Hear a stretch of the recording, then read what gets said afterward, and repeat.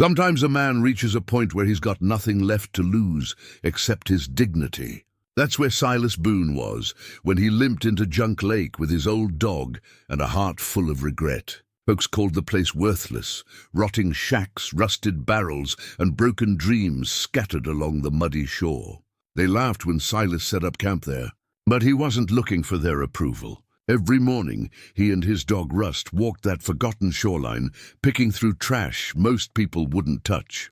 Then one day, Rust dug up a corroded iron box behind a sunken boat. Inside was $2 million in stolen gold from an old bank heist. When word spread, dangerous men showed up wanting what Silas found. Would he run again or finally stand his ground? Before we jump back in, tell us where you're tuning in from. And if this story touches you, make sure you're subscribed because tomorrow I've saved something extra special for you. The morning mist rose off Junk Lake like the breath of something dying. Silas Boone stood at the edge of the water, his tin cup steaming in the cold air, and watched the sun try to break through the grey. It never quite made it, not fully. The light here was always filtered, dimmed by the weight of what this place had become, a graveyard for things people wanted to forget. The lake itself wasn't large, maybe half a mile across at its widest point, but it held more wreckage than water.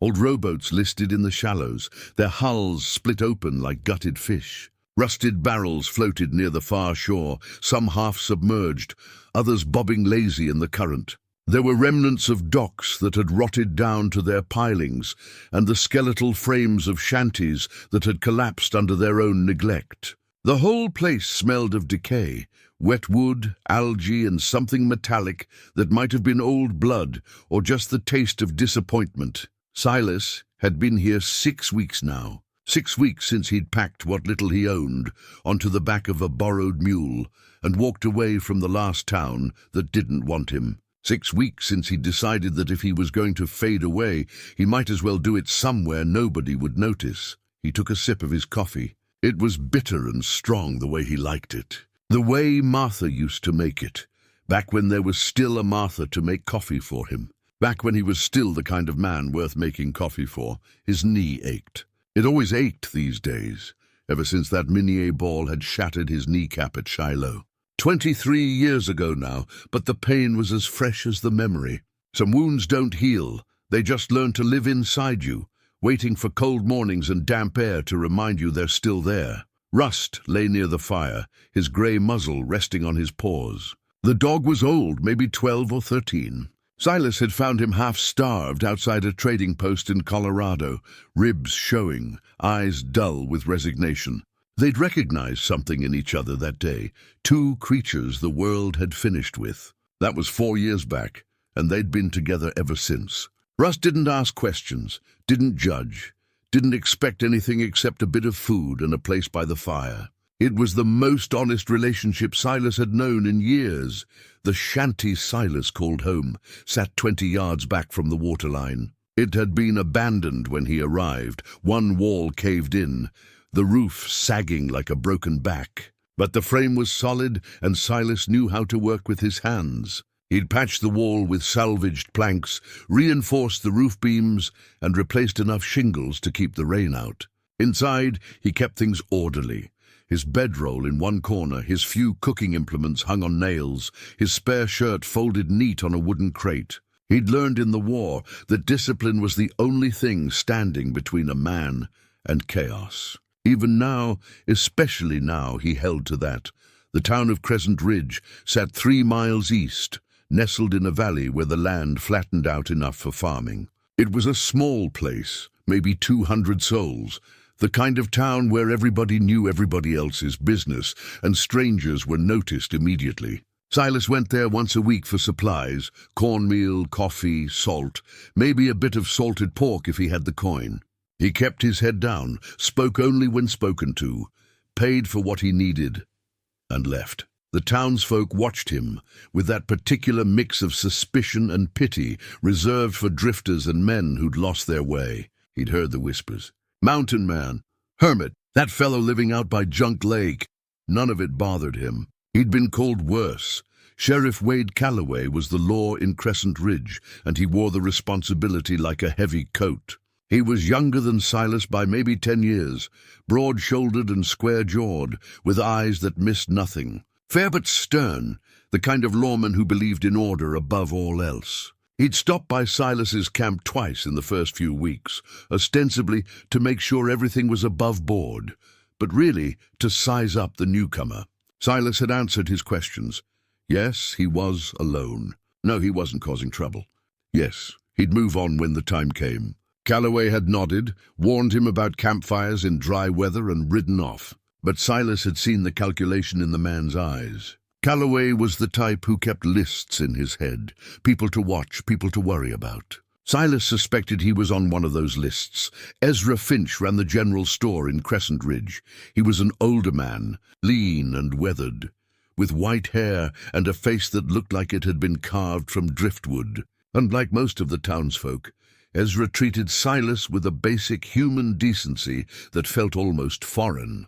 He didn't pry, didn't gossip, just filled Silas's order and accepted his payment without commentary. Once when Silas had come up short on coin, Ezra had extended him credit without being asked. "Pay when you can," he'd said, waving off Silas's protest. It was a small kindness, but it had lodged itself in Silas's chest like a splinter. There were others, of course. Old Widow Hennessy, who ran the boarding house and looked at Silas like he was some kind of ghost. Young Tom Pritchard, who worked at the livery and stared at Silas's limp with open curiosity. The Reverend Marcus Fell, who'd invited Silas to Sunday service exactly once, and never again after Silas declined. They were good people, most of them, just not his people. Silas finished his coffee and set the cup down on a flat stone. Russ lifted his head, sensing the routine. Time for their morning walk. They moved along the shoreline, Silas's limp pronounced in the uneven ground, Rust padding ahead with his nose down. This was their ritual. Every morning, same path, same slow circuit around the lake. Silas told himself it was for exercise, to keep his knee from stiffening up completely. But the truth was, he didn't know what else to do with himself. The walking gave him purpose, even if it was a purpose nobody else would understand. The debris field was thickest on the western shore. This was where people had dumped things they didn't want. Broken furniture, cracked pottery, tools too rusted to use. Silas picked through it sometimes, not looking for anything in particular, just occupying his hands. He'd found a tin plate once, dented but serviceable. A length of rope, frayed but still strong enough for tying down a tarp. Small things, useful things. In his bedroll, wrapped in oilcloth and hidden at the bottom of his pack, was a medal, silver tarnished now, with a ribbon that had faded from blue to grey. He'd earned it at Antietam, for holding a position when everyone else had fallen back. They'd pinned it on him at a ceremony he barely remembered, shook his hand, called him a hero. He'd believed them for a while. Believed he was something more than just a man who'd survived when better men hadn't. Martha had been proud of that medal. She'd wanted him to display it, to tell people about it. But Silas had put it away after she died, buried it with the rest of the things he couldn't bear to look at. Heroism was a young man's game. He was 52 years old now, and he'd learned that surviving wasn't the same as winning. Sometimes it was just a slower way of losing. He thought about Martha most mornings. Couldn't help it. She'd been his center, the one fixed point in a world that kept shifting under his feet. They'd met in Tennessee after the war, when he was still trying to figure out who he was, now that the fighting was done. She'd worked at a boarding house, had a laugh that could light up a room, and a way of looking at him that made him feel like maybe he wasn't completely broken. They'd had 7 years together. 7 good years in a cabin outside Knoxville, where Silas worked as a sawyer, and Martha kept a garden, and they talked about children they never quite got around to having. Then the fever came through, quick and merciless, and she was gone in 4 days. He'd buried her on a hillside overlooking the valley, planted a dogwood tree over her grave, and walked away. That was 15 years ago. He'd been walking ever since. His knee throbbed as he climbed over a fallen log. The pain was sharper today, which meant rain was coming. He'd learned to read his body like a weather vane. Some men checked the sky. Silas just waited for his old wounds to speak. Rust had wandered ahead, sniffing at something near a half-collapsed dock. Silas whistled once, low, and the dog looked back. "Come on," Silas called.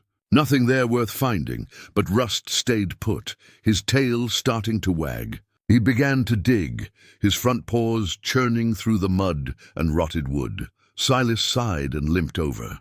"What did you find, boy?" "Another dead fish." Rust dug deeper, his whole body engaged now. Mud flew up behind him. And then Silas saw it, a glint of something dark and metallic beneath the muck. He knelt down, his knees screaming in protest, and pushed Rust gently aside. "Easy now. Let me see." He dug with his hands, pulling away clumps of wet earth and decayed wood. The object was heavy, solid. As he cleared more dirt away, its shape became clear, a box maybe a foot wide and 8 inches deep, made of iron. Corroded green in places, but intact. There was a lock on the front, rusted shut.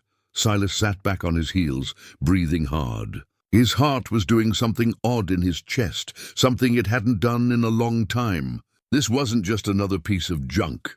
This was something someone had hidden, something someone had meant to come back for. He looked around, as if expecting to see someone watching from the tree line. But there was nothing, just the lake, the mist, the ruins. He and Rust were alone. Silas wrapped his hands around the box and pulled. It didn't want to come free. He rocked it back and forth, working it loose from the mud's grip. Finally, with a sucking sound, it came up. Heavy, maybe 40 pounds. He carried it back to his camp, his knee howling with every step. Rust trotted beside him, proud as if he'd retrieved a prize duck. At the fire, Silas set the box down and studied it. The lock wasn't going to open, not without tools. He'd need a chisel, or maybe just a rock and enough patience. But something stopped him from opening it right away. Once he knew what was inside, things would change. He could feel it, the way you feel a storm coming before the first drop of rain falls. He made himself another cup of coffee and sat looking at the box. The metal was cold to the touch, colder than it should have been. There were markings on the top, worn almost smooth, but he could make out what might have been initials. JTM, or maybe JF. Hard to say. Rust lay down next to the box, his chin resting on the edge, looking up at Silas as if to say, "Well, what now?" "I don't know, boy," Silas murmured. "I honestly don't know." He thought about just burying it again, putting it back where Rust had found it and walking away. He'd spent 6 weeks here trying to become invisible, trying to fade into the landscape like morning fog. Opening this box felt like stepping back into the world, and he wasn't sure he was ready for that.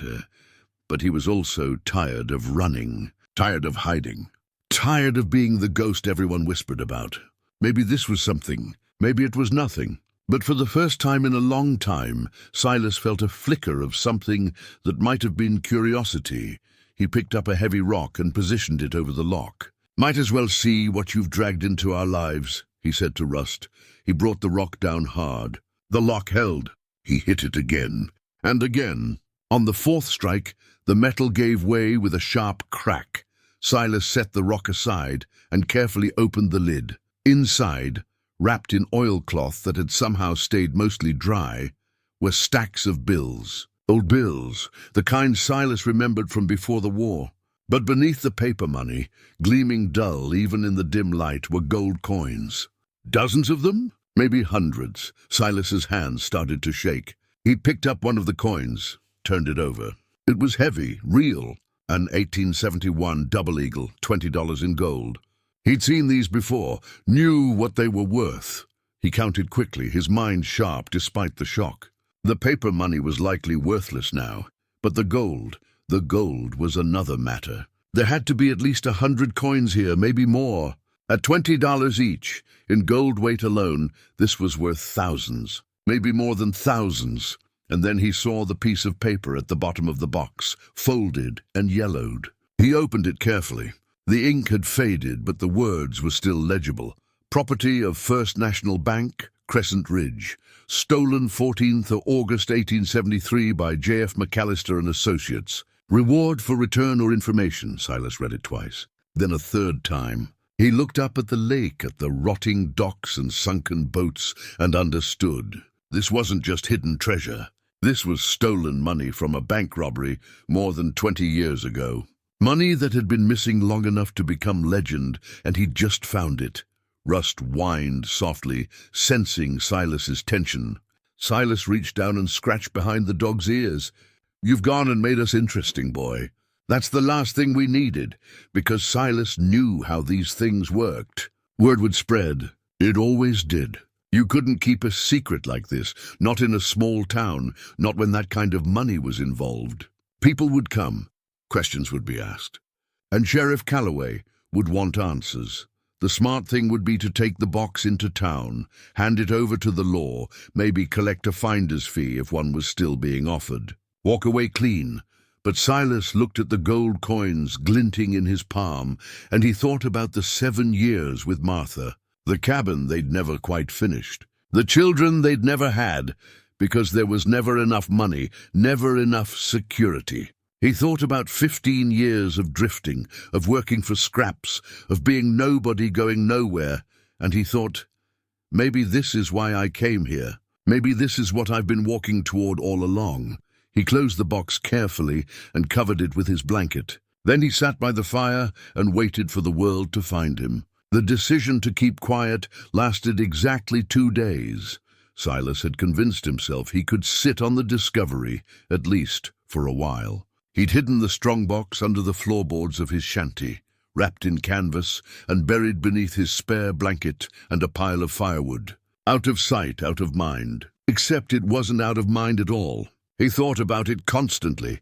When he was walking the shoreline, when he was cooking his meals, when he lay awake at night, listening to Rust snore by the dying fire, the gold had weight, and not just physical weight. It pressed on him like a hand on his chest, making it hard to breathe. On the 3rd morning, he woke to find boot prints in the mud outside his shanty. Fresh ones, made sometime in the night while he'd been sleeping. Someone had been here, close enough to touch the walls, close enough to hear him breathing. The prints circled the entire structure, then headed back toward the tree line and disappeared. Silas stood in his doorway, his old army revolver in his hand, and felt the cold certainty settle into his bones. Someone knew. Rust growled low in his throat, his hackles up. The dog was staring at the tree line, his body tense. Whatever scent he'd picked up, it wasn't friendly. He spent the morning checking the perimeter.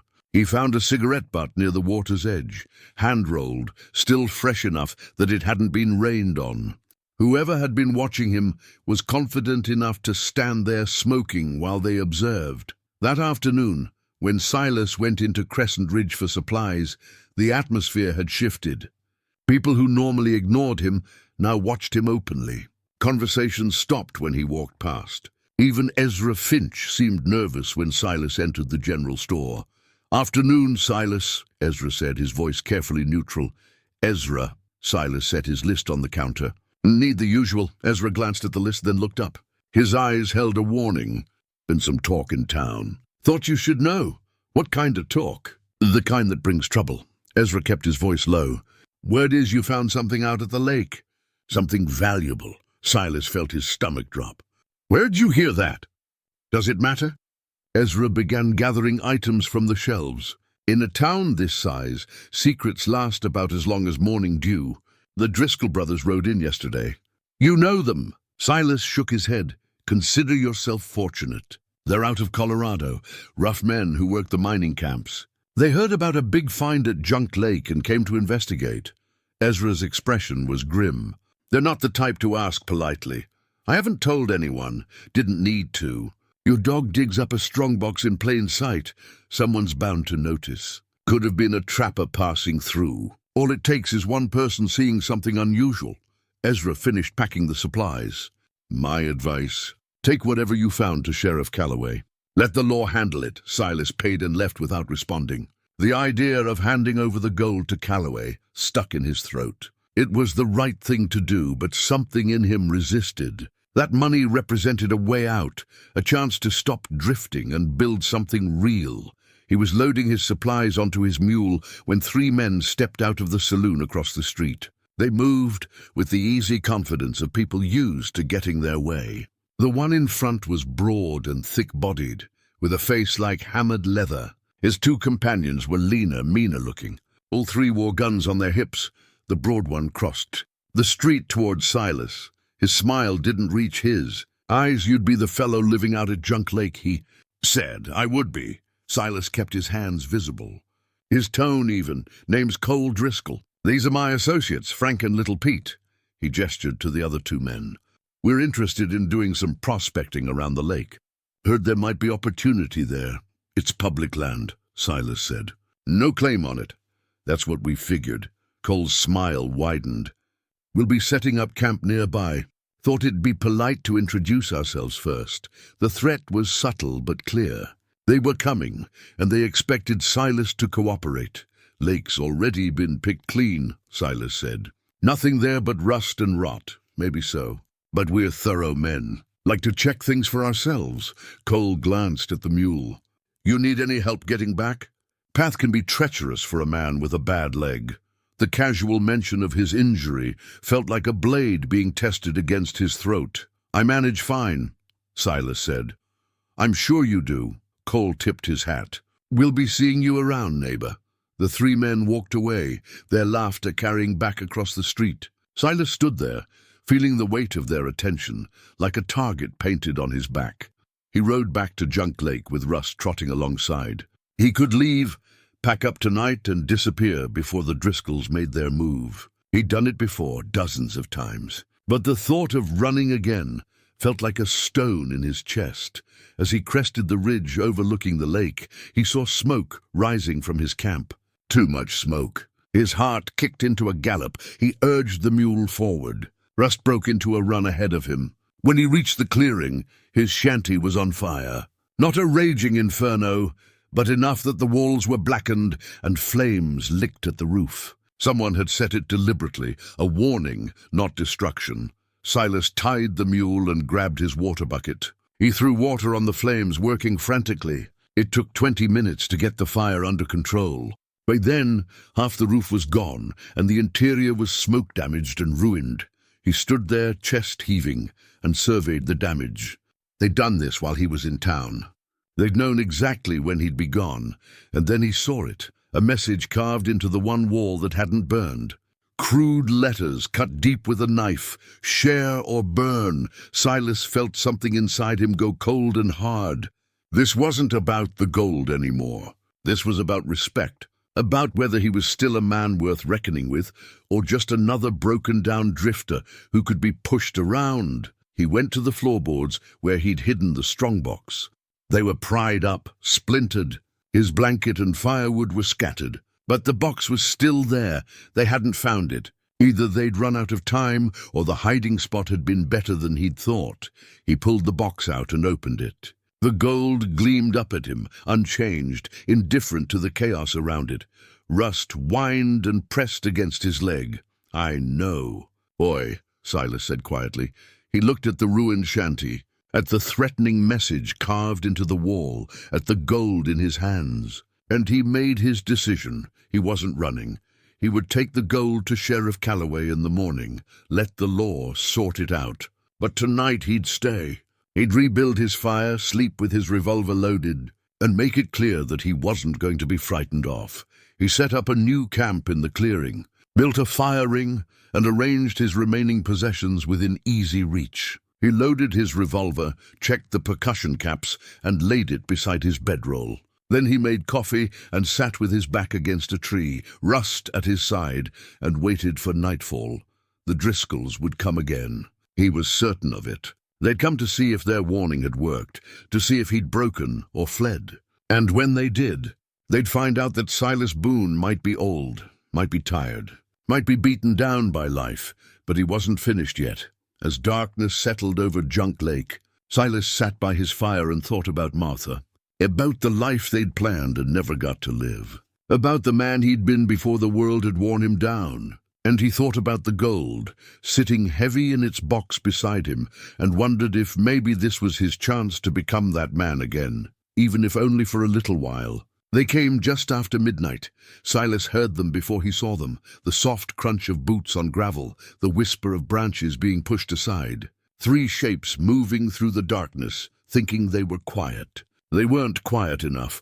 He was already awake, his revolver in his hand, Rust pressed close against his side. The dog's body was tense, ready. Silas had one hand on Rust's collar, keeping him still and silent. The three men approached the ruined shanty first. They moved carefully, checking the structure, looking for signs of life. When they found it empty, one of them cursed softly. "He ran," one voice said. "Told you he would." "Maybe." That was Cole Driscoll's voice, deeper and more measured. "Or maybe he's smarter than we gave him credit for." "Spread out," Cole ordered. "Check the perimeter." The three men split up, moving in different directions. Silas watched them from his position 30 yards away, behind a fallen log near the tree line. He'd chosen this spot deliberately. Good sight lines, cover, and an escape route through the woods if things went badly. One of the men moved closest to Silas's position. He was carrying a rifle, holding it casual but ready. He paused 10 feet from the log, his head turning as he scanned the darkness. Silas barely breathed. Rust was motionless, understanding somehow that silence was survival. The man took another step closer. Then an owl called out from the trees behind them. He spun toward the sound, startled, and Silas used the moment to press himself flatter against the ground. "Anything?" Cole's voice called from near the water. "Nothing! Just shadows and birds. Check the shore." The man moved away, and Silas let out a slow, silent breath. He waited as the three men searched for another 20 minutes, growing increasingly frustrated. Finally, Cole called them back together near the burned shanty. "He's gone," Frank said. "Probably halfway to the next county by now." "Maybe," Cole said. "Leave the message. Make sure he understands what happens if he doesn't cooperate." One of them produced a piece of paper and a nail. Silas heard the hammering as they affixed it to what remained of his shanty wall. Then the three men disappeared back into the trees, their footsteps fading into the night. Silas stayed in position for another hour, making certain they were truly gone. Only then did he rise, his knees screaming from being held in one position. Russ stood beside him, stretching. They moved quietly to the shanty. In the moonlight, Silas could see the paper nailed to the wall. He pulled it down and carried it back to his fire to read. The handwriting was crude but clear. "Half or everything. Your choice. Noon tomorrow. Come alone." Silas crumpled the paper in his fist. They wanted him to bring the gold to them at noon, probably somewhere away from witnesses where they could take it all and dispose of him. It was a simple plan, and it might have worked if Silas had been the frightened old man they thought he was. But that midnight visit had changed something in him. Watching them hunt for him in the darkness had awakened something he'd thought was long dead. Not anger exactly. Something colder. Something that remembered how to fight. He fed the fire and made coffee as dawn broke over the lake. The gold sat in its box beside him, and he stared at it while he drank. This wasn't even about the money anymore. It was about principle, about drawing a line and saying, "Not one more step." When the sun was fully up, he wrapped the strongbox in canvas and tied it onto his mule. Then he saddled up, whistled for Rust, and headed toward Crescent Ridge. Sheriff Calloway's office was a small building near the center of town. Silas tied up his mule and carried the strongbox inside. Calloway was at his desk, working through paperwork. He looked up when Silas entered, and his expression shifted from surprise to wariness. "Mr. Boone," he said. "Wasn't expecting to see you. Got something needs your attention, Sheriff." Silas set the strongbox on the desk with a heavy thunk. Calloway stared at it, then at Silas. "That what I think it is?" "Depends on what you think it is." Silas opened the lid. "Found it 3 days ago, buried near the shoreline. There's a paper inside says it belongs to the First National Bank, stolen back in 1873. Calloway stood and examined the contents. He picked up one of the gold coins, turned it over, then read the yellowed paper. When he looked up, there was something like respect in his eyes. "This is the McAllister heist money," he said quietly. "I've been missing for over 20 years. "It's real enough," Silas said. "And I'm real enough to bring it in, instead of disappearing with it. But there's men who know I found this. Dangerous men. They burned my shanty yesterday, left me a message saying I needed to share or they'd finish the job. Name's Cole Driscoll and his brothers." Calloway's jaw tightened. "The Driscolls." Should have run them out immediately. They want me to meet them at noon today. Bring the gold, and instead you brought it here. Calloway nodded slowly. That took courage, Mr. Boone. Most men in your position would have just run. I'm tired of running, Sheriff. Silas met his gaze. I've spent 15 years running from ghosts and bad memories. Maybe it's time I stood still for once. Calloway was quiet for a moment, studying Silas. Then he walked to a cabinet and pulled out a deputy's badge. He set it on the desk between them. I could use a man who knows how to stand his ground, he said. Temporary deputy. Just for today. Help me bring the Driscolls in, and there's $50 in it for you. Silas looked at the badge. It was tarnished silver, worn smooth in places from years of use. It reminded him of his war medal, another symbol of duty and honor that came with a price. I'm not a lawman, he said. No, but you were a soldier. I can see it in how you carry yourself. Calloway pushed the badge closer. The Driscolls expect you to show up alone and afraid. What they won't expect is for you to show up as the law. Silas picked up the badge, felt its weight. It was lighter than he'd expected. Lighter than the gold, lighter than his guilt. What's your plan? He asked. Calloway smiled. We give them exactly what they asked for. You show up at noon, alone, but not unarmed, and not without backup they won't see coming. Silas pinned the badge to his shirt. It sat there over his heart, strange and familiar all at once. Then I guess I'm your deputy, Sheriff, he said. At least for today. Rust, who'd been lying patiently by the door, lifted his head and thumped his tail once against the floor. Outside, the morning sun climbed higher, and somewhere near Junk Lake, 3 men waited for prey that was about to become predator. Calloway spread a hand-drawn map across his desk. It showed Junk Lake, the surrounding terrain, and several X marks indicating positions. The Driscolls will want to meet somewhere they control, he said, tapping the map. Probably here on the north shore. There's a clearing with good sightlines, hard to approach without being seen. Perfect for an ambush. Silas studied the map. You know the area well. Grew up hunting these woods. My father taught me every ridge and hollow. Calloway marked 3 more positions on the map. If I'm right about where they'll set up, we can position men here, here, and here. They'll be watching for you to approach from the main trail, won't think to look behind them. How many men can you gather? Silas asked. 3 I trust completely. Ezra Finch, believe it or not, is a better shot than half the men I've deputized over the years. Then there's Tom Pritchard from the livery, young but steady, and Clayton Morris, the blacksmith. All 3 have reasons to want the Driscolls gone. Cole and his brothers have been causing trouble in town, running up debts, making threats. Silas nodded. What about the bank? They'll want their money back. Bank president is Arthur Lansing. He's old now, but he was here when the robbery happened. Lost his brother in the shooting, one of the guards the McAllister gang killed. Calloway's expression was grim. I'll send word to him. He'll want to be part of this, even if it's just standing as witness. They spent the next 2 hours planning. Calloway sketched out the approach routes, the timing, the signals they'd use. It reminded Silas of planning a military operation, the careful consideration of terrain and tactics. His mind, rusty from years of disuse, began to sharpen. He found himself suggesting modifications, pointing out weaknesses in the plan, offering alternatives based on his experience. You really were military, Calloway said at one point, a note of respect in his voice. Long time ago, Silas said. Different life. The skills don't fade. Not really. Calloway rolled up the map. I'll gather the men. We meet at the old sawmill at 11. That gives us an hour to get into position before noon. Silas left the sheriff's office and walked through Crescent Ridge with Rust at his side. The town looked different now. Before, it had been a place he passed through, a collection of strangers who wanted nothing to do with him. Now it felt like something worth protecting. These people, Ezra with his quiet kindness, young Tom with his curious eyes, even stern Sheriff Calloway, they were decent folk trying to live honest lives. The Driscolls were a poison in the water, and Silas was about to help remove them. He stopped at the general store. Ezra was behind the counter organizing inventory. Heard you went to see the sheriff, Ezra said without preamble. News travels fast.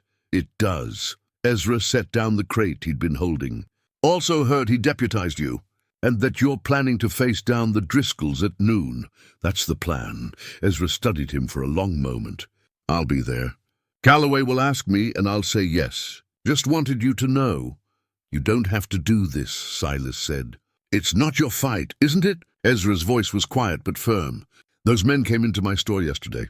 Bought ammunition and whiskey, laughed about how they were going to persuade the old hermit to share his treasure. Made it clear they didn't plan to leave witnesses. That makes it my fight, Silas, because if they succeed with you, who's to say I'm not next? Or Tom, or anyone else they decide is in their way. Silas felt something shift in his chest. He'd spent so long thinking of himself as alone, as separate from the world, that he'd forgotten what it meant to be part of something larger. A community, a group of people who looked out for each other. Thank you, he said simply. Ezra nodded. Now you'll need supplies. Can't face down outlaws on an empty stomach. He began gathering items. Jerky, hardtack, a canteen. On the house. Consider it an investment in keeping our town safe. Silas took the supplies, feeling the weight of obligation and gratitude in equal measure. He wasn't used to people helping him, wasn't sure how to accept it gracefully. So he just nodded and left. He spent the rest of the morning at the edge of town, checking his revolver, cleaning it, making sure everything worked smoothly. The weapon was old like him, but well-maintained. He'd carried it through the war, kept it oiled and functional even when everything else in his life fell apart. It had been a long time since he'd pointed it at another human being, but the memory was still there, buried under layers of time and regret. Rust sat beside him, sensing the tension. The dog had been through enough with Silas to understand when danger was coming. His ears were up, alert, his body ready. "It'll be all right, boy," Silas said, scratching behind Rust's ears. "One way or another, it'll be over soon." At 11, Silas made his way to the old sawmill. It was abandoned now, the equipment rusted and the building slowly collapsing. But it was private, hidden from the main road, perfect for a gathering that needed to stay quiet. Calloway was already there with 3 other men. Ezra Finch looked calm and ready, a rifle held comfortably in his hands. Tom Pritchard was younger, nervous energy making him shift from foot to foot, but his jaw was set with determination. Clayton Morris, the blacksmith, was a broad man with arms like tree trunks and a face that suggested he'd seen his share of trouble. "This is everyone," Calloway said. "Silas, you've met Ezra. This is Tom and Clayton." The men nodded to Silas. There was no judgment in their eyes, no suspicion, just solidarity. They were here for the same reason he was, because it was right. "Here's how this works," Calloway said, unrolling his map. "Silas will approach from the main trail at noon, just like the Driscolls expect. He'll be carrying a decoy box, similar size and weight to the strongbox, but filled with rocks. The real gold stays locked in my office. They'll check the box," Clayton rumbled. His voice was deep, like stones grinding together. "They will," Calloway agreed. "Which is why Silas will carry his sidearm openly and make it clear he's not planning to cooperate easily. The goal is to keep them talking long enough for us to get into position. Ezra, you'll be on the ridge to the west with a clear shot. Tom, you're on the east side, closer to the water. Clayton, you're with me, coming up from behind once they're focused on Silas. What's the signal?" Tom asked. "Silas will say, 'I reckon we're done talking.' That's when we move in." Calloway looked at each of them in turn. "These men are dangerous. They've killed before, won't hesitate to kill again. Do not give them a chance to draw. If they reach for their weapons, you shoot. Understood?" The men nodded, their faces grim. Calloway turned to Silas. "You'll be the most exposed. If things go wrong, hit the ground and let us handle it." "I can hold my own," Silas said. "I don't doubt it. But you're the bait here, not the trap. Let the trap do its work." Silas accepted this. It made tactical sense, even if his pride bristled at the idea of being protected. They synchronized their watches, or in most cases checked the sun's position, and headed out. Silas took the main trail toward the north shore of Junk Lake, carrying the decoy box and feeling the weight of the deputy's badge on his chest. Behind him, unseen, 4 men moved through the woods to take their positions. The clearing came into view just before noon. It was exactly as Calloway had described, open ground with sparse trees, the lake visible through the branches. And waiting in the center were 3 men. Cole Driscoll stood with his arms crossed, his brothers flanking him. They looked confident, relaxed. They thought this was going to be easy. Silas walked into the clearing, his limp pronounced the box under one arm. Russ stayed back at the tree line, hidden but watchful. "Mr. Boone," Cole called out, his voice friendly. "Glad you could make it. Was starting to think you might have lost your nerve." "My nerve's just fine," Silas said. He set the box down at his feet but didn't open it. "You boys want to tell me why I should give you anything?" Cole's smile faded slightly. "Because we asked nice. And because the alternative is considerably less pleasant. See, that's where we have a problem," Silas said. His hand rested near his revolver, casual but ready. "I spent too many years letting people push me around. Letting life push me around. I'm thinking maybe I'm done with that." The 3 Driscoll brothers tensed. Their hands moved closer to their weapons. "You're making a mistake, old man," Frank said. "Maybe," Silas agreed. "But it'll be my mistake to make. And I reckon we're done talking." The words hung in the air for a heartbeat. Then everything happened at once. The first shot came from Ezra's position on the ridge. It kicked up dirt 2 feet in front of Cole Driscoll, a clear warning shot that said, "We have you surrounded." The Driscolls froze, their hands halfway to their weapons. Their eyes darted to the tree line, trying to locate the shooter. That moment of hesitation was all Calloway needed. "Drop your weapons." The sheriff's voice boomed from behind them. "You're surrounded and outgunned. Drop them now." Cole's face went from confident to furious in an instant. He'd been outmaneuvered, and he knew it. But instead of surrendering, his hand completed its movement toward his pistol. "Don't!" Silas shouted, his own revolver already drawn and leveled. "It's over, Cole. Don't make this worse." For a long moment the clearing held its breath. 5 men with weapons drawn, all waiting to see who would break first. Silas could see the calculation in Cole's eyes, weighing his chances, considering his options. Frank and little Pete looked to their brother, waiting for his lead. Their hands trembled near their guns, fear and adrenaline, making them dangerous and unpredictable. "You set us up," Cole said to Silas, his voice tight with rage. "That badge on your chest, you're working with the law." "I am the law," Silas said calmly. "Temporary deputy duly sworn. And I'm telling you for the last time, drop your weapons." Clayton Morris emerged from the trees behind the Driscolls, his rifle pointed at their backs. Tom Pritchard appeared from the other side, completing the circle. The 3 brothers were trapped. Cole's shoulders sagged. The fight went out of him as reality set in. He raised his hands slowly, carefully, and let his pistol fall to the ground. "All right, we're done." Frank and little Pete followed suit, their weapons hitting the dirt with dull thuds. Calloway moved in quickly, professional and efficient. He kicked the weapons away and produced iron shackles from his coat. Within minutes, all 3 Driscoll brothers were cuffed and secured. "You're under arrest for attempted robbery, arson and threatening a peace officer," Calloway said. Cole spat on the ground, but said nothing. The fury in his eyes promised violence, but his hands were bound now. Ezra climbed down from his perch, his rifle still ready.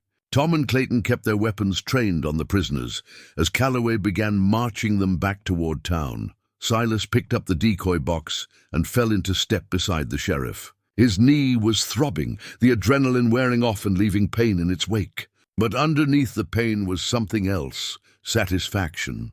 He'd stood his ground and won. Rust emerged from the trees and trotted alongside, his tail wagging slightly. The walk back to Crescent Ridge took 30 minutes. Word had spread, and people lined the street to watch as the Driscolls were paraded through town in chains. Some folks called out insults. Others watched in silence, relief evident on their faces. Calloway locked the brothers in the town's small jail. "That's the end of them," he said. "Judge will be through next week, and they'll be tried and sentenced." Silas unpinned the deputy's badge and held it out. "Guess my service is done." Calloway looked at the badge, then at Silas. "Keep it, at least until the trial. You'll need to testify, and having the badge makes it official." Silas pinned it back to his shirt, feeling its weight settle over his heart again. They walked to the bank together. Arthur Lansing, the bank president, was a white-haired man in his 70s, with sharp eyes behind wire-rimmed spectacles. "Sheriff," he said, "I heard about the arrests." "Well done. Credit goes to Mr. Boone here," Calloway said. "He found the stolen money and brought it in, instead of keeping it for himself." Lansing's eyes moved to Silas. "The McAllister heist money. 22 years I've waited to see that money returned. My brother died protecting it. I'm sorry for your loss," Silas said quietly. Lansing nodded. "The reward still stands. $500 for the return of the stolen funds. I'll have the paperwork drawn up today. $500. It was more money than Silas had seen in years. Enough to start over somewhere, to build a life that wasn't about running and hiding. "There's something else," Lansing said. He opened a drawer and pulled out a leather journal, old and worn. "When we inventoried the stolen money, we found this. It belonged to James McAllister. His journal from the time of the robbery. I thought you might want to read it, to understand what you've recovered." Silas took the journal carefully. The leather was cracked and faded, the pages yellowed. He opened it to a random entry, dated August 1873. "Buried the money north of the lake, near the old dock. Cole and the boys wanted to split it immediate, but I convinced them to wait. Too much heat right now. We'll come back in 6 months when things cool down.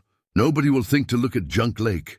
Silas turned more pages. The entries became shorter, more desperate. McAllister had been wounded in the robbery, gut shot. He died 3 weeks later, somewhere in the Colorado Territory, never making it back to recover the money he'd hidden. His accomplices had scattered, and the secret had died with him, until rust had dug it up 22 years later.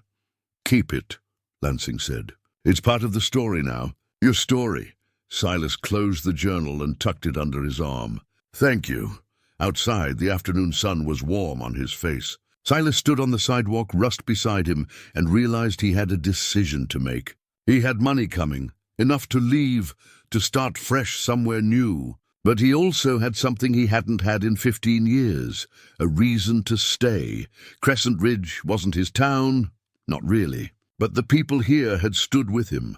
Ezra had risked his life. Tom and Clayton had faced down armed criminals. Calloway had trusted him with a badge. These were good people, the kind worth knowing, and Junk Lake had given him back something he'd thought was lost forever. Purpose, dignity, a sense that he mattered. He walked to the general store. Ezra was restocking shelves, humming quietly. "Ezra," Silas said, "that credit you extended me, I'll be able to pay it off tomorrow, plus interest." Ezra turned, surprised. "The bank reward?" $500. More than enough to settle my debts." Silas paused. "I was wondering, you know anyone selling land around here?" "Nothing fancy, just a place to build something permanent." Ezra's face broke into a slow smile. "As a matter of fact, I do. Old Henderson place, about 2 miles from the lake. 10 acres, mostly wooded, but there's a good clearing for a cabin. Stream runs through it. How much?" "She's asking 200. "But I think she'd take 150 if the buyer was serious and had cash." Silas nodded slowly. $150 for land. That would leave him 350 for building materials, tools, supplies. "It was enough. Tell her I'm interested," he said. "Tell her I'll pay cash." Ezra's smile widened. "You're staying then?" "Building a life here. Seems like it's time," Silas said. "I've been running for 15 years. Maybe it's time to stand still and see what grows." That evening, Silas made camp again at Junk Lake, but this time it felt different. The burned shanty stood as a reminder of the violence that had passed, but it no longer looked like defeat. It looked like something that could be cleaned up and rebuilt. A scar, not a wound. He sat by his fire with Rust curled beside him and opened McAllister's journal again. He read through the entries, following the arc of a man's life as it spiraled toward destruction. McAllister had been desperate, angry, convinced the world owed him something. He'd stolen to get what he thought he deserved, and it had cost him everything. Silas thought about his own life, the years of bitterness and isolation, the belief that he was owed peace and had been cheated out of it. How close he'd come to becoming like McAllister, a man so focused on what he'd lost that he couldn't see what he still had. But finding that gold had changed him, not because of the money itself, but because of what came after.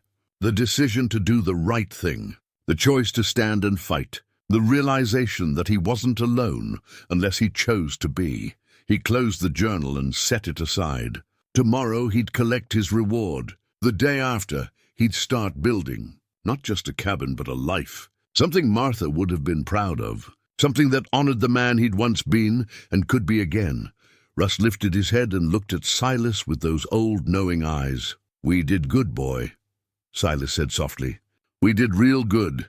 The dog's tail thumped twice against the ground in agreement. Above them, stars began to appear in the darkening sky, and for the first time in years, Silas Boone felt like he was exactly where he was supposed to be. The next 3 weeks passed in a blur of activity that felt purposeful in a way Silas hadn't experienced in years. He collected his reward money from the bank, paid off his debts to Ezra, and purchased the Henderson property for $150 cash. The deed was transferred, witnessed, and recorded. For the first time since Martha died, Silas owned something, a piece of ground that was his alone. The land was everything Ezra had promised. 10 acres of mixed timber with a clearing large enough for a cabin and a garden. A creek ran through the eastern edge, cold and clear, fed by mountain snowmelt. The soil was rocky but workable. It was a good place, a healing place. Silas spent his days clearing the building site, cutting timber and hauling stones for a foundation. His knee complained with every load, every swing of the axe. But the pain felt different now, not pointless suffering, but the honest ache of meaningful work. Tom Pritchard came out on his second day, bringing a wagon load of milled lumber. "Heard you were building," he said. "Thought you could use some proper planks. My father owns the mill. He says any friend of Sheriff Calloway's gets the neighbor rate." Clayton Morris showed up the following week with iron hinges, nails, and a new axe. "Can't build a proper cabin without proper hardware," he said. He stayed for 3 days, helping to raise the frame and set the roof beams. His blacksmith's hands knew wood as well as metal. Ezra provided supplies on credit, glass for windows, tar paper for the roof, a cast-iron stove. "Pay when you can," he said. "You're part of the community now. We look after our own, part of the community."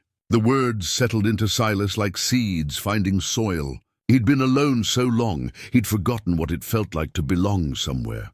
Sheriff Calloway stopped by regularly, sometimes to help with construction, sometimes just to talk. They spoke of small things, weather, local news, the upcoming trial. But underneath was a growing friendship built on shared experience. "You know," Calloway said one evening, "I could use a permanent deputy. Tom's eager but green, and Clayton has his smithy. You've got the temperament for it. The experience." Silas paused in his work. "I'm 52 with a bad knee. Not ideal for chasing outlaws. Most law work isn't chasing outlaws. It's keeping the peace, settling disputes, being a presence." Calloway leaned back. "You've got perspective. You've seen enough to know what's worth fighting over. That's valuable." "I'll think about it," Silas said.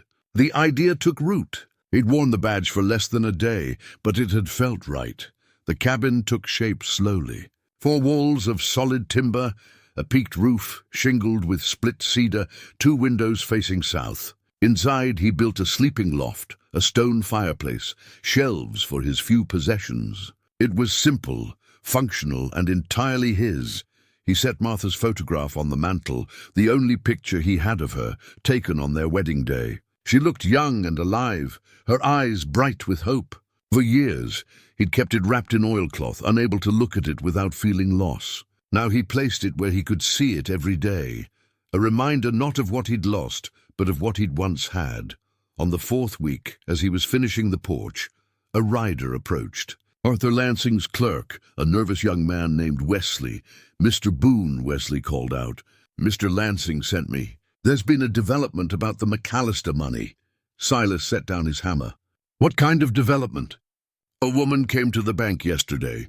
Says she's Sarah McAllister, James McAllister's widow. Claims she has a legal right to the recovered money. She's got marriage papers properly witnessed. She's arguing that as his widow she has a claim to any reward. She wants half of your $500. Silas felt something cold settle in his stomach. "Half? Yes, sir. There's a hearing scheduled for tomorrow morning at 10. Silas thanked Wesley and sent him on his way. Then he stood on his unfinished porch and felt the past reaching out to drag him backward. That evening, he opened McAllister's journal, searching for any mention of a wife. He found several entries from early 1873. Sarah's been after me again about settling down, getting legitimate work. She doesn't understand. A man can't make a living on honest wages.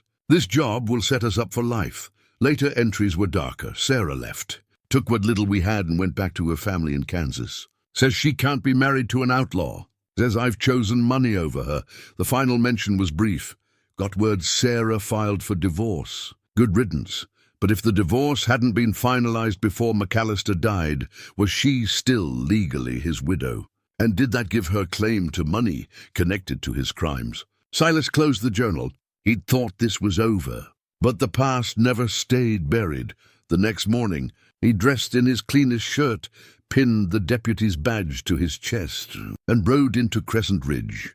The hearing was being held in the town hall. Inside, the room was already full. News had spread, and the townspeople had come to watch. They lined the walls, filled the benches. Sarah McAllister sat at a table near the front. She was in her mid-40s, thin and severe, with dark hair pulled back tight. Her dress was plain but clean, her hands folded precisely. She looked like someone who'd had a hard life and learned to survive through stubbornness. Arthur Lansing sat opposite her. Sheriff Calloway stood near the back. Ezra was there, and Tom and Clayton. The people who'd helped Silas build his cabin had come to stand with him. Judge Harold Wickham presided, a heavy-set man in his 60s with shrewd eyes. He banged his gavel once. This is a hearing to determine the rightful recipient of the reward money paid for the return of funds stolen in the 1873 McAllister bank robbery, he announced. Mrs. Sarah McAllister has filed a claim for half the reward. We'll hear from both parties. Mrs. McAllister, you may begin. Sarah stood, her spine straight. Your Honor, I was married to James McAllister in 1871. We were together for 2 years before he turned to crime. I left him when I learned what he'd done, filed for divorce, but he died before the papers were finalized. That makes me his legal widow under territorial law. While I don't claim ownership of stolen money, I believe I'm entitled to a portion of any reward paid for its recovery. Mr. Boone found the money by chance. I lived with the shame of my husband's crimes for 22 years. I believe I've earned something for that suffering. She sat down, her expression unreadable. Judge Wickham turned to Silas. Mr. Boone, your response. Silas stood slowly. Your Honor, I don't doubt Mrs. McAllister suffered. Being married to an outlaw can't be easy. But I didn't find that money by chance. I found it because I was living in a place nobody else wanted, doing work nobody else would do. I found it, and I could have kept it or run with it. Instead, I brought it to the law. I faced down the men who tried to take it from me. I earned that reward through honest choice and honest risk, he paused. Mrs. McAllister filed for divorce. She chose to leave her husband to separate herself from his crimes. That was the right choice. But she can't have it both ways. She can't claim she's not responsible for his actions, while also claiming she deserves compensation connected to those same actions. That money represents closure for the bank, justice for the victims, and payment for my choice to do right when I could have done wrong. Silas sat down. The room was silent. Judge Wickham reviewed the papers, his face thoughtful. Finally, he looked up. This is a complex matter. Mrs. McAllister's suffering is real, but Mr. Boone is correct. She chose to separate herself from her husband's criminal life. She can't now claim benefit from those same crimes. The reward was paid for the return of the money, not for suffering caused by the crime. Mr. Boone performed the service the reward was meant to compensate. My ruling is that the reward belongs entirely to Mr. Boone. The gavel banged once. Final, Sarah McAllister stood and left without a word, her face showing neither disappointment nor relief, just tired acceptance. Outside the town hall, Ezra clapped Silas on the shoulder. Well done. You spoke well in there. Just spoke the truth, Silas said. Truth's enough, Calloway said. Most times that's all a man needs. Silas rode back to his land, feeling lighter. The challenge had been met and overcome. His reward was secure, his future clear. That evening he sat on his unfinished porch with Rust beside him and looked at Martha's photograph through the open door. The sunset painted the sky in shades of gold and rose, and Silas thought about second chances, how rare they were, how precious, and how they had to be earned through choice and courage. He'd been given his second chance. Now it was up to him to make it count. The trial of the Driscoll brothers took place on a cold morning in late October. Judge Wickham presided again, this time over a packed courtroom filled with witnesses, spectators, and 3 men in chains who'd spent the past month behind bars. The evidence was overwhelming. Silas testified about the threats, the burned shanty, the midnight intimidation. Ezra described the Driscolls' behavior in town. Tom and Clayton corroborated the confrontation at the lake. The carved message, "Share or burn," was entered as evidence, the chardboard displayed for all to see. The Driscoll brothers showed no remorse. Cole sat with his arms crossed, glaring. Frank and little Pete whispered to each other, occasionally laughing. They seemed to think this was all temporary. The jury deliberated for less than an hour. Guilty on all counts, Judge Wickham sentenced them to 10 years hard labor in the territorial prison. The gavel came down, and the Driscoll brothers were led away in chains, shouting threats that echoed until the doors closed. "That's done," Calloway said afterward, standing with Silas outside the courthouse. "They'll serve their time." Silas nodded, feeling closure. The men who'd threatened him were gone. His reward money was secure. His cabin was nearly finished. Everything was falling into place. "I've been thinking about your offer," Silas said. "The deputy position. I'd like to accept it," Calloway smiled. "I'm glad. The town needs men like you, Silas." They shook hands on it. Silas Boone, who'd spent 15 years running from his past, was now a permanent deputy in Crescent Ridge. It felt like coming home. 2 days later, everything changed. Silas was at his cabin, installing the final window, when he heard horses approaching. Multiple riders moving fast. He set down his tools and reached for his revolver, but the men who emerged weren't outlaws. They were lawmen, 3 U.S. Marshals in dark coats with badges gleaming. Behind them rode Sheriff Calloway, his face grave. The lead marshal was a tall man with iron-gray hair and a scar across his left cheek. He dismounted with practiced ease. "Silas Boone," he said. "That's me." Silas's hand stayed near his weapon. "What's this about?" "I'm Marshal Thomas Garrett. These are my deputies, Cooper and Wade." He gestured to the other 2 men. "We need to talk about the McAllister money. Specifically about what else was in that strongbox." Silas felt ice water run through his veins. "There wasn't anything else. Just the gold, some old bills, and the paper from the bank." "That's what the bank reported," Garrett agreed. "But we've received information suggesting otherwise. May we see inside your cabin?" "You got a warrant?" Garrett produced a folded document, signed by a federal judge. "We have authority to search your property for stolen government bonds that may have been part of the McAllister heist." Government bonds. Silas's mind raced. He'd inventoried the strongbox carefully before taking it to Calloway. There had been gold, old currency, and the bank's paper. "Nothing else. Search all you want," Silas said. "You won't find any bonds, because there weren't any." The marshals spread out, searching the cabin systematically. They checked under the floorboards, examined the fireplace, looked through Silas's belongings. They were thorough and professional. While they searched, Calloway pulled Silas aside. "I'm sorry about this. They showed up this morning with the warrant. Said they had credible information that the strongbox contained bearer bonds stolen from a government shipment." "I didn't take any bonds," Silas said. "I gave you everything that was in that box." "I know. I was there when we inventoried it. But someone's made an accusation." Marshal Garrett emerged from the cabin, his expression unreadable. "Nothing here. But we'll need you to come into town, Mr. Boone. We have more questions." They rode to Crescent Ridge together, Silas feeling like a prisoner despite not being in chains. The townspeople watched as the procession passed, their faces confused and concerned. At the sheriff's office, Marshal Garrett laid out the situation. 3 days ago, a man named Vincent Shaw came forward. He claims he was part of the original McAllister gang, fled after the robbery. He says the strongbox didn't just contain bank money, it also held $50,000 in bearer bonds stolen from a federal courier. Those bonds are negotiable by anyone who holds them. If they've been cashed or hidden, that's a federal offense. I never saw any bonds, Silas said firmly.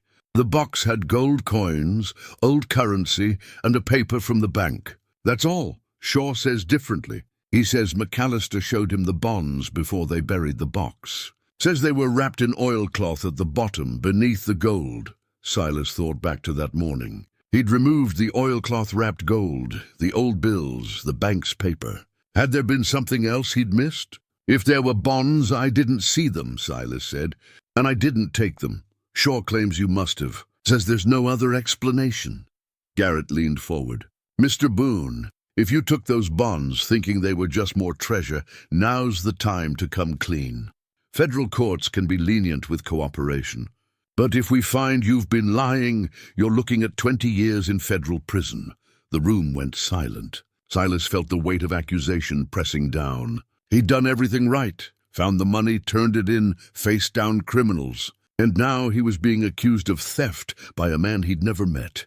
I want to see this Vincent Shaw, Silas said. I want to hear him make these accusations to my face. Garrett nodded. That can be arranged. He's being held in protective custody in Carson City. We can transport you there for a confrontation. But I'll warn you, he's very convincing. He has details about the robbery that only someone who was there would know. Then take me to him, Silas said. Because either he's lying or something else is going on. But I didn't take any government bonds. Calloway spoke up. Marshal, I've known Silas for weeks now. He's an honest man. If he says he didn't see any bonds, I believe him. Your faith is noted, Sheriff. But we deal in evidence, not faith. Garrett stood. We'll leave for Carson City tomorrow morning. Mr. Boone, you're not under arrest, but you're not to leave town. Understood? Understood, Silas said. That night Silas sat in his cabin with Rust and tried to make sense of what was happening. Someone was accusing him of stealing government bonds he'd never seen. A man named Vincent Shaw had come forward after 22 years with a story that put Silas in the crosshairs. Why now? Why after all this time? Silas pulled out McAllister's journal and read through it again. Looking for any mention of bonds or of a man named Vincent Shaw, he found one entry, dated August 10th, 1873. Shaw's getting nervous. Keeps talking about splitting up, going our separate ways before the law catches up. I told him to hold steady. Once we bury the money and the papers, we wait 6 months. Nobody looks for treasure at Junk Lake. Vincent needs to trust me. The papers. McAllister had mentioned papers, not bonds specifically. But papers could mean bonds. Silas kept reading. Another entry, August 12th. Had to cut Vincent out. He was going to talk. I could see it in his eyes. Told him we changed the burial spot, that we're heading north instead of west. He believed me. By the time he figures out he's been cheated, we'll be long gone. Sorry, Vincent. Nothing personal. Silas sat back, understanding dawning. McAllister had double-crossed Shaw, told him one thing, done another. Shaw probably spent years searching in the wrong places, never finding the money because McAllister had lied about where it was buried, and now, 22 years later, Shaw learns that the money's been found.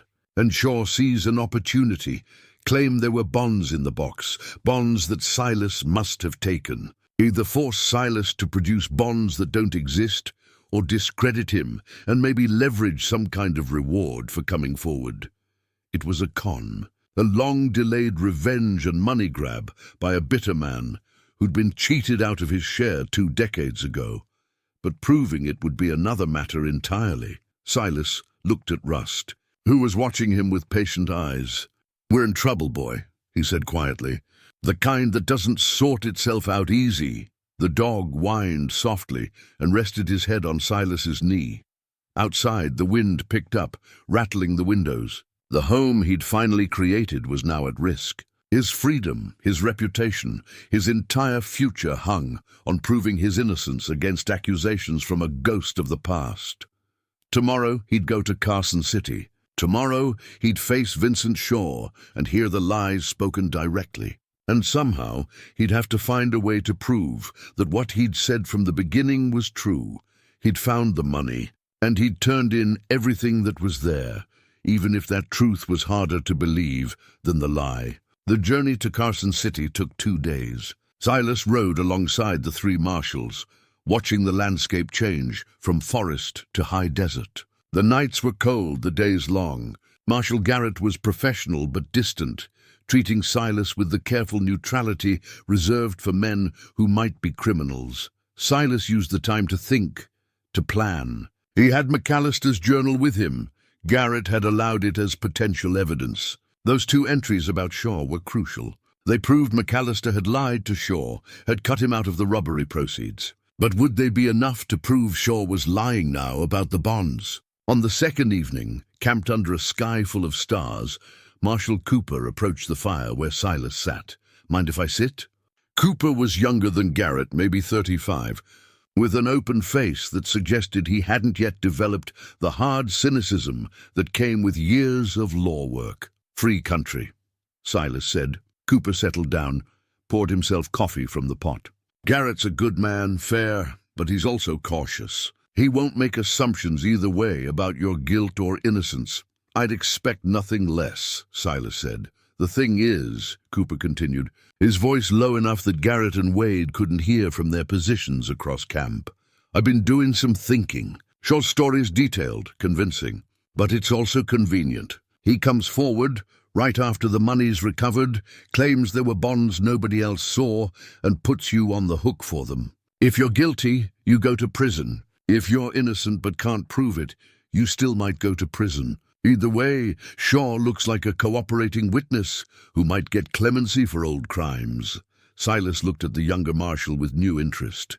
"You think he's lying?" "I think it's possible. I think it's worth investigating more than just you." Cooper took a sip of his coffee. "But I'm not the lead on this case. Garrett is. And he's focused on you because you're the one who had access to the strongbox. What would you do?" Silas asked. "If you were investigating, I'd want to know more about Shaw, where he's been for 22 years, how he's been living, whether he's got any reason beyond old grievances to make these claims." Cooper stood. "But that's just me, and I'm not in charge." He walked back to his bedroll, leaving Silas with his thoughts. They arrived in Crescent City mid-morning on the 3rd day. The federal marshal's office was a sturdy brick building near the territorial courthouse. Inside, Marshal Garrett led Silas through a maze of corridors to a room with a table and several chairs. A barred window looked out on an alley. "Wait here," Garrett said. "I'll bring Shaw in. You'll have a chance to confront him directly, hear his accusations and respond. But I warn you, no violence, no threats. This is a legal proceeding, not a saloon brawl." "Understood," Silas said. Garrett left. Silas sat at the table and tried to calm his breathing. Everything depended on the next hour. He had the journal entries, he had his own testimony, and he had the truth. It would have to be enough. The door opened. Marshal Garrett entered first, followed by another marshal Silas didn't recognize. And then came Vincent Shaw. He was a small man, late 50s, with thinning hair and a face weathered by hard living. His clothes were clean but worn, his hands rough from manual labor. He moved with the careful deliberation of someone who'd spent time in jail and learned to be cautious. When he saw Silas, his eyes narrowed. "That's him," Shaw said. "That's the man who found the strongbox." They sat across from each other, the table between them like a battle line. Garrett took a position at the head of the table, a notepad in front of him. "Mr. Shaw," Garrett said, "please repeat your allegations for Mr. Boone's benefit." Shaw leaned forward, his voice steady. "I was part of James McAllister's gang in 1873. We robbed the First National Bank in Crescent Ridge and a federal courier carrying bearer bonds. Total take was around $2 million in gold and $50,000 in negotiable bonds. We buried everything in a strongbox near Junk Lake. The plan was to wait 6 months, let things cool down, then retrieve it and split the take. But that didn't happen," Garrett prompted. "No, James cut me out. Told me we'd changed the burial location, sent me searching in the wrong places. By the time I figured out I'd been betrayed, he was dead and the money was lost. I spent years looking, never found it. Eventually gave up, tried to go straight. Shaw's eyes fixed on Silas. Then I hear the money's been recovered. This man here found it, turned it into the bank. But when I heard what was recovered, the bonds weren't listed. Just gold and old currency. Those bonds were in that box? I know because I helped pack them. If this man turned in the gold but kept the bonds, that's $50,000 in federal theft. Silas met Shaw's gaze without flinching. I never saw any bonds. The box had gold, old bills, and a paper from the bank identifying it as stolen property. That's all. He's lying, Shaw said flatly. Those bonds were at the bottom of the box, wrapped in separate oilcloth. Beneath the gold, I opened the box, Silas said. I removed everything. There were no bonds. Then where are they? Shaw demanded. They didn't just disappear. Silas pulled McAllister's journal from his coat and set it on the table. This belonged to James McAllister. It was recovered with the money. There are entries in here about you, Mr. Shaw, specifically about how McAllister cut you out of the robbery. Shaw's face tightened. What entries? Silas opened to the marked pages and read aloud. The entry about Shaw getting nervous, about needing to trust McAllister. Then the second entry, the one about cutting Shaw out, lying to him about the burial location. When Silas finished, Shaw was silent for a long moment. Then he said, "That doesn't prove anything except what I already told you, that James betrayed me." "It proves he lied to you," Silas said. "Which raises a question. If he lied to you about where the money was buried, what else did he lie about? Maybe he lied about the bonds being in the box at all." "I saw them," Shaw insisted. "I was there when we packed the strongbox." "The bonds were real." "Maybe they were real," Silas agreed. "But maybe McAllister cashed them before he died, or buried them somewhere else, or lost them." "You didn't see him bury the strongbox, did you?" Shaw hesitated. "No, he did that alone. Said it was safer if only he knew the exact location. So you never actually saw the bonds go into the ground," Silas pressed. "You saw them at some point during the robbery.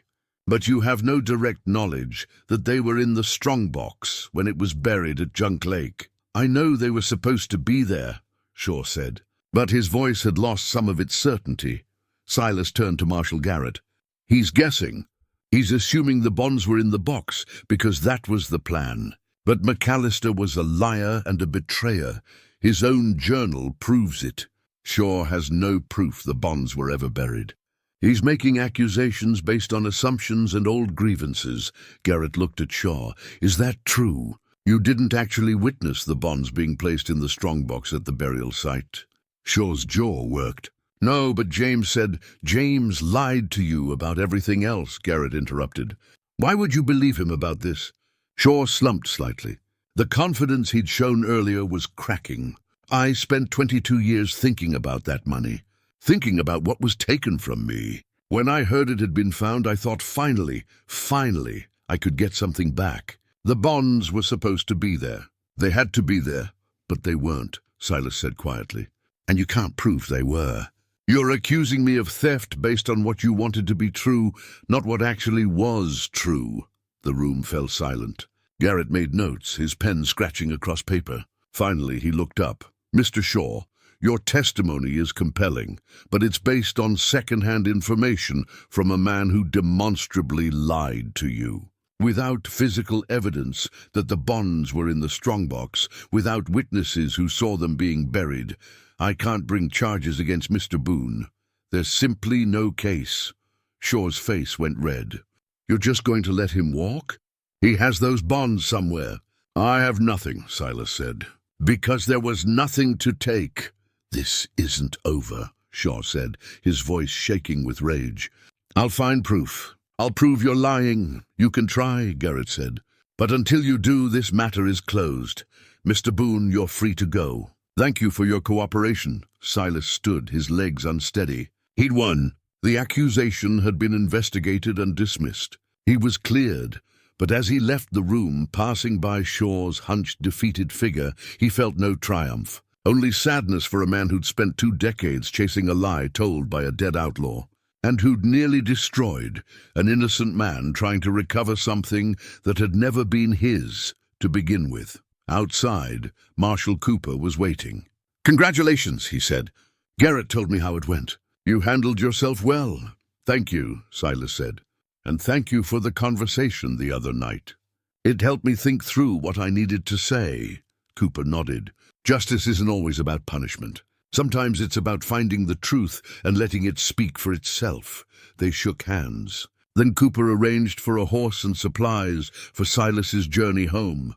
By noon, Silas was riding back toward Crescent Ridge, the weight of accusation finally lifted from his shoulders. The ride home took 3 days. Silas used the time to reflect on everything that had happened since Rust dug up that strongbox. The money, the threats, the trial, the accusations. It had been a cascade of challenges, each one testing him in different ways. But he'd faced them all and survived. More than survived. He'd grown. The man riding back to Crescent Ridge wasn't the same broken drifter who'd limped into Junk Lake weeks ago. He was stronger now, more certain of who he was and what he stood for. When he finally crested the ridge overlooking his property, he saw his cabin standing solid and complete. Smoke rose from the chimney. Someone had been keeping the fire going. As he rode closer, he saw Ezra sitting on the porch, a rifle across his knees. "Figured someone should keep an eye on the place," Ezra called out, "in case Shaw had friends who didn't like how things turned out." Silas dismounted, his heart full. "Thank you, Ezra. That's what neighbors do," Ezra said simply. "Welcome home, Silas, home." The word settled into Silas like a benediction. He was home, and this time he was staying.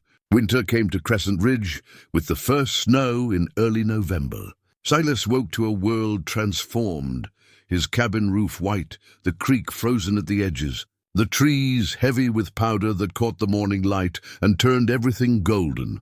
He'd been home for 2 weeks, settling back into the rhythm of life. The deputy position was official now, his badge polished and worn with pride.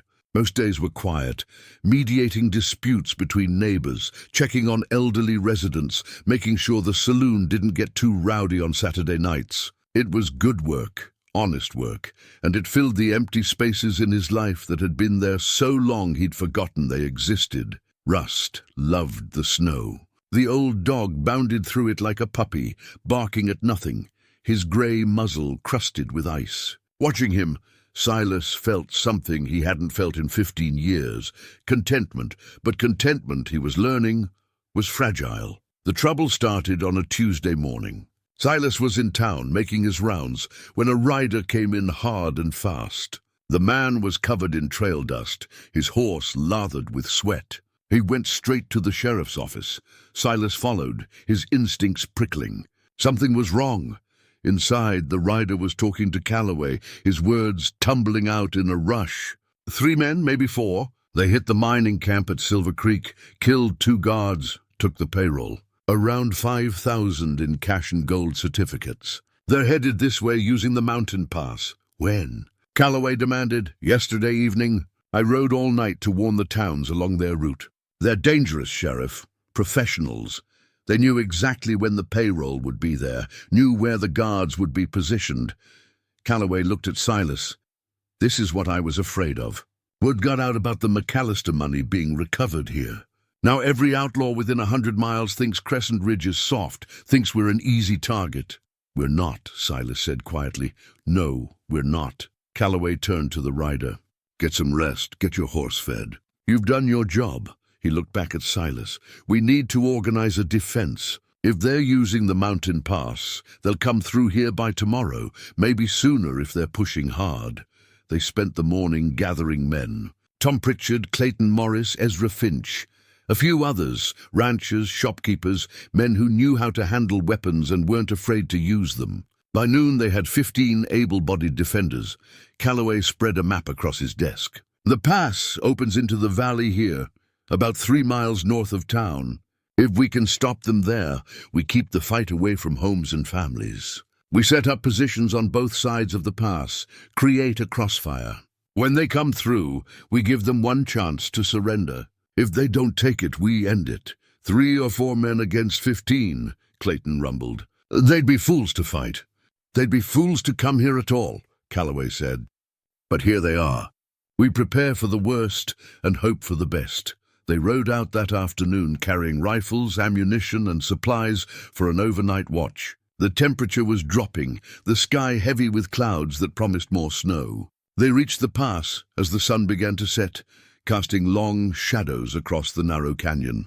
Calloway positioned the men carefully, 8 on the eastern ridge, 7 on the western, with clear sight lines down the pass. Silas took a position on the eastern side, his rifle loaded, his revolver within easy reach. Rust lay beside him, quiet and alert. Night fell. The cold was brutal, seeping through layers of clothing and settling into bones. The men took turns sleeping, always keeping at least half their number awake and watching. Silas took the first watch, his eyes scanning the darkness for any sign of movement. Around midnight, Ezra joined him. "Can't sleep," he said, settling down beside Silas. "Too cold, too keyed up." "I know the feeling," Silas said. They sat in companionable silence for a while. Then Ezra said, "You think they'll come?" "They'll come. Question is whether they'll be smart enough to surrender. And if they're not?" Silas looked at the older man. "Then we do what needs doing. We protect what's ours." Ezra nodded slowly. "I've never killed a man. Run a store my whole life, never had cause for violence. But if it comes to it, if they threaten this town, these people, I won't hesitate." "Hesitation gets you killed," Silas said. "When the moment comes, you act. You don't think, you don't question. You act." "That's the soldier talking," Ezra observed. "That's the survivor talking," Silas corrected. "The soldier died a long time ago. I'm just a man trying to protect his home." Dawn came slowly, the sky lightening from black to gray to pale blue.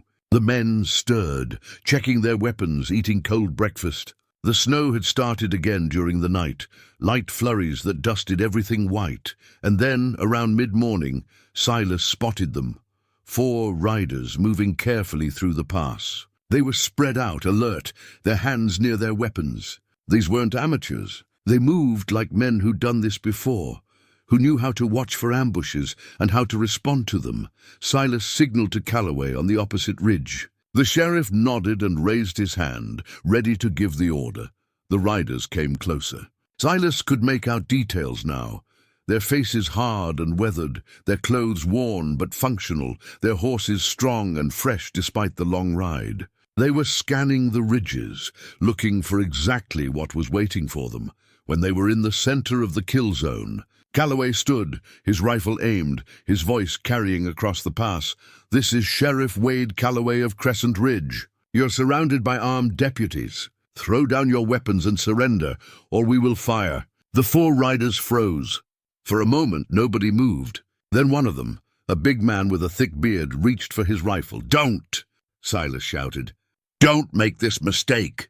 But the big man was already moving, his rifle swinging up toward Calloway's position. The other 3 riders followed his lead, spurring their horses and drawing weapons. "Fire!" Calloway ordered. 15 rifles spoke as one. The sound was deafening, echoing off the canyon walls like thunder. The first volley caught the riders in mid-motion. 2 went down immediately, thrown from their horses by the impact. The third managed to get off a shot before a bullet caught him in the shoulder and spun him around. The 4th rider, the big bearded man who'd drawn first, somehow stayed mounted. He charged toward the eastern ridge, toward Silas's position, his rifle blazing. Bullets kicked up snow around the defenders. Someone cried out in pain. Silas aimed carefully, leading the target, compensating for movement and distance. He exhaled slowly and squeezed the trigger. The shot took the rider in the chest. He jerked back, his rifle falling from his hands.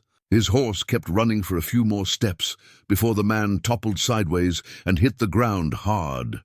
Silence descended. Gunsmoke drifted through the pass, mixing with the falling snow. 4 bodies lay still on the frozen ground. "Cease fire," Calloway called. "Cease fire! Check for wounded, ours and theirs." Men scrambled down from the ridges. Silas moved carefully, his rifle still ready. He reached the big bearded man first and checked for a pulse. Nothing. The man's eyes stared at nothing, already glazing over in the cold. One of the defenders had been hit, a rancher named Miller, shot in the leg. It wasn't life-threatening, but he'd need a doctor. Of the 4 outlaws, 3 were dead. The one who'd been shot in the shoulder was still breathing, unconscious, but alive. They loaded the wounded, both Miller and the outlaw, onto horses and headed back to town. The bodies of the 3 dead outlaws were wrapped in canvas and tied to their own horses. It was grim work, done in silence. By the time they reached Crescent Ridge, the news had spread. The townspeople lined the street, their faces showing relief and gratitude. Children pointed at the wrapped bodies. Women clutched their shawls against the cold. Men nodded their approval. Silas felt no pride, no satisfaction, just tired acceptance. This was the cost of peace. Sometimes you had to fight for it. Sometimes men died. It was the way of things, and no amount of wishing made it different. Doc Mercer took charge of Miller and the wounded outlaw. Calloway wrote up his report, documenting everything that had happened. The bodies were taken to the undertaker. That evening, Silas sat in his cabin cleaning his rifle. His hands moved automatically through the familiar motions, rod down the barrel, patch soaked in oil, working out the powder residue. Rust lay by the fire, his presence a comfort. There was a knock at the door. Silas opened it to find Calloway standing there, snow dusting his hat. "Wanted to check on you," the sheriff said. "That was a clean shot today. Probably saved lives. I did what needed doing," Silas said. "I know, but that doesn't make it easy."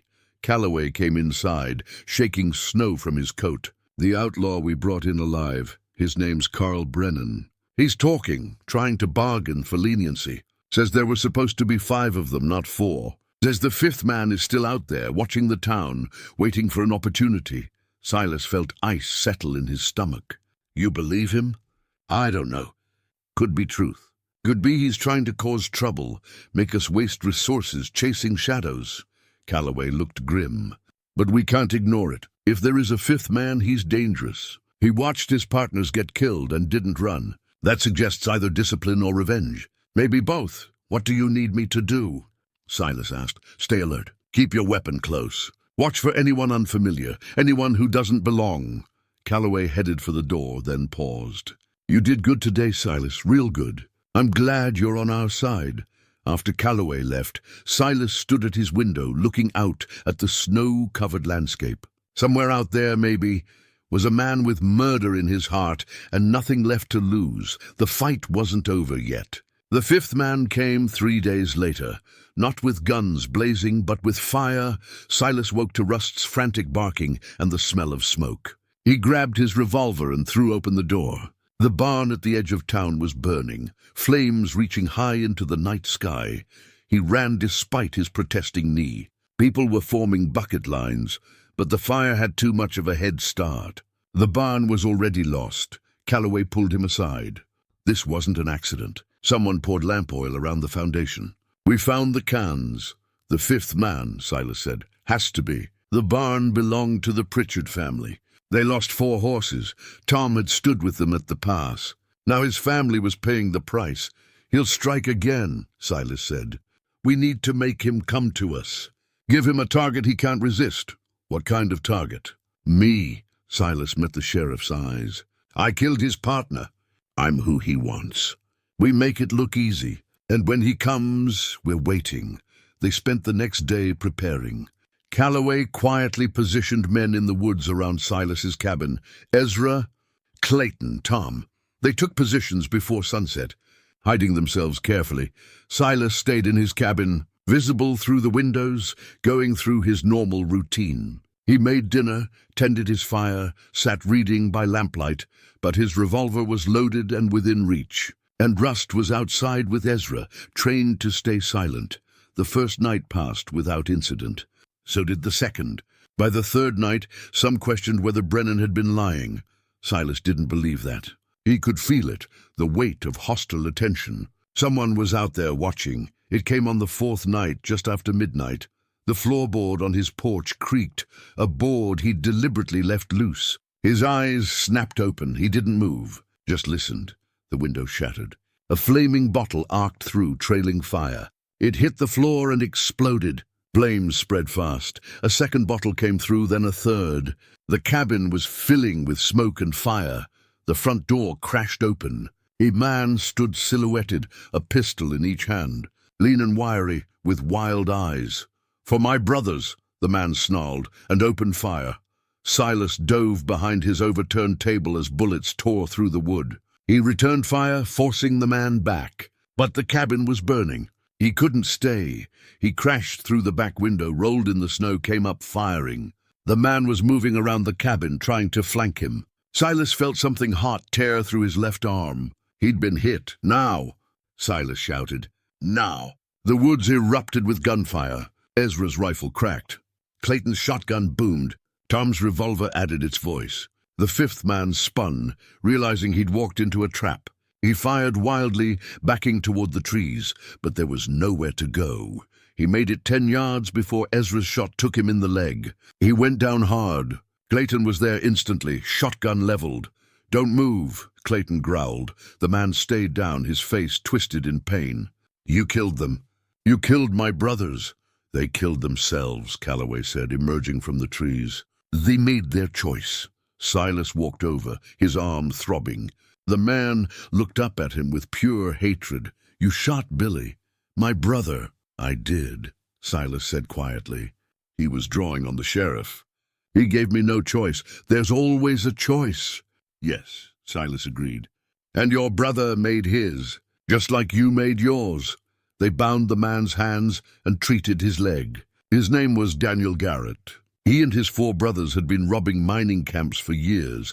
As they led Garrett away, Silas turned to look at his cabin. It was fully engulfed, flames consuming everything he'd built. The roof collapsed with a shower of sparks. Ezra came to stand beside him. "I'm sorry, Silas. We'll help you rebuild." "I know you will," Silas said. His arm hurt, his cabin was burning, and he was bone-tired. But he was alive. His friends were alive. The town was safe. "It's just wood and nails." "I can build it again."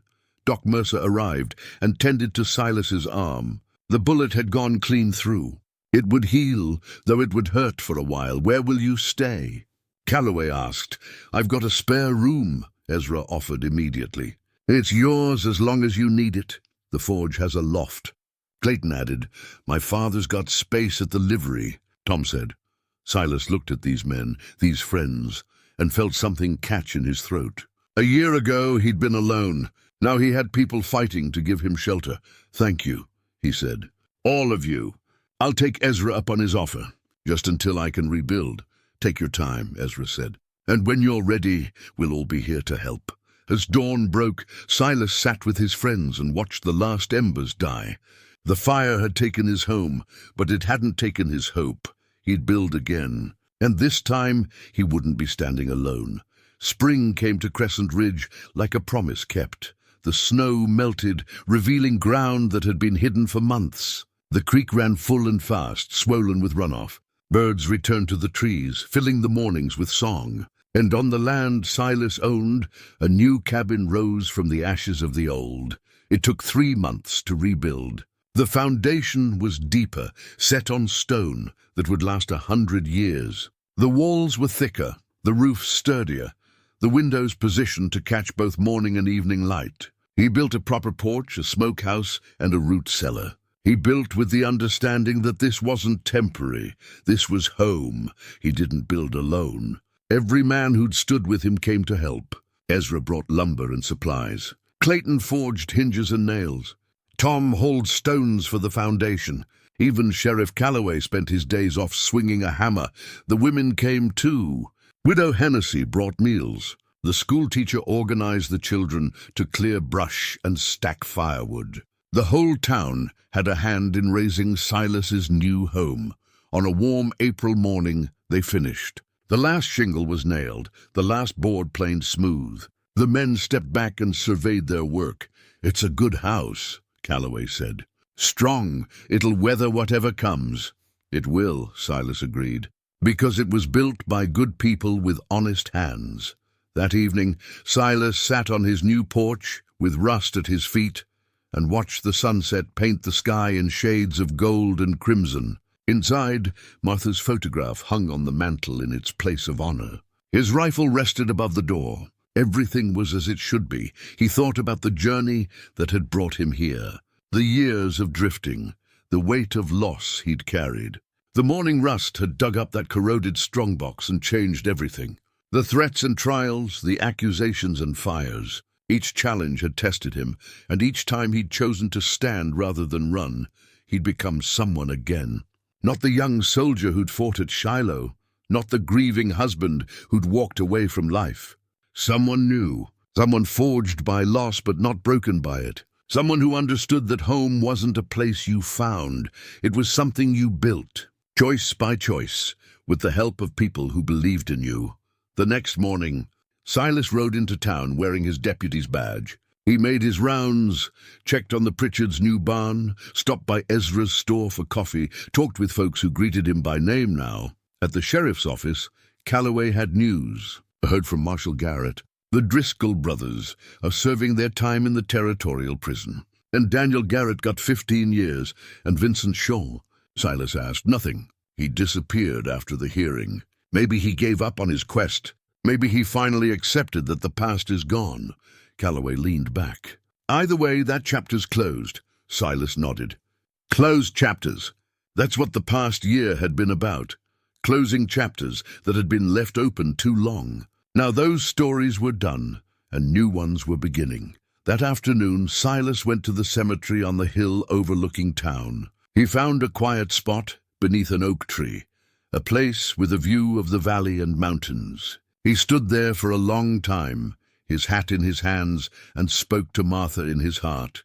He told her about the cabin he'd built, about the friends he'd made, about the life he was living. He told her he was sorry it had taken so long to find his way back. He told her he still loved her, still missed her, and always would.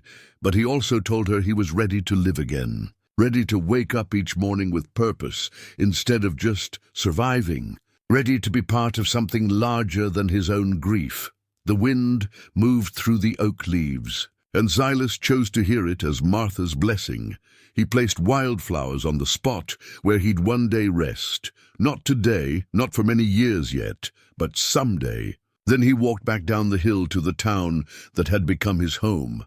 Summer brought heat and growth. Silas tended a garden, growing vegetables he'd trade with neighbors. He broke up fights at the saloon, mediated disputes, helped search for a lost child who was found safe. He did the quiet, necessary work of keeping the peace. One evening in late summer, Silas sat on his porch as the sun set, Rust's head resting on his knee. The old dog's muzzle was grayer now, his movements slower, but his eyes were still bright. "We've come a long way, boy," Silas said softly, scratching behind Rust's ears. "From that forsaken lake to this, from running away to standing still, from being nobody to being somebody who matters." Rust's tail thumped twice against the porch boards. Silas looked out at the land he owned, the town he protected, the life he'd built from ruins and regret. He thought about the corroded strongbox that had started it all, the gold that had tested his character, the challenges that had forged his resolve, the community that had given him purpose. Sometimes a man reaches a point where he's got nothing left to lose except his dignity. Silas had been at that point once, standing on the muddy shore of Junk Lake with his old dog and a heart full of ghosts. He'd been given a choice, to keep running or to stand and fight for something better. He'd made his choice, and that choice had led him here. The past would always be part of him, the war, the loss, the years of wandering. But it didn't define him anymore. He'd written a new story, one choice at a time, a story about redemption and second chances, about finding home not in a place but in purpose, about discovering that courage wasn't the absence of fear, but the choice to stand anyway, to build anyway, to hope anyway. As the stars began to appear in the darkening sky, Silas Boone, deputy, friend, survivor, sat in peace on the porch of the home he'd built with his own hands, surrounded by the quiet certainty that he was exactly where he belonged, and for the first time in 15 years, that was enough.